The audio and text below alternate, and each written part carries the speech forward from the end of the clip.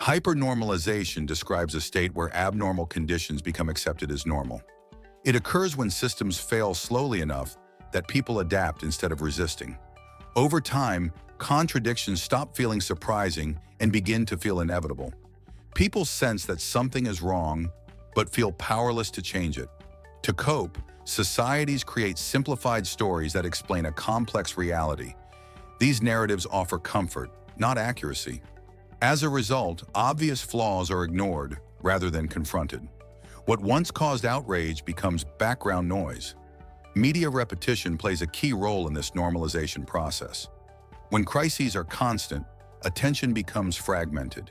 The brain protects itself by lowering expectations. Reality feels artificial, yet strangely stable. Hypernormalization thrives in environments where truth feels distant and abstract.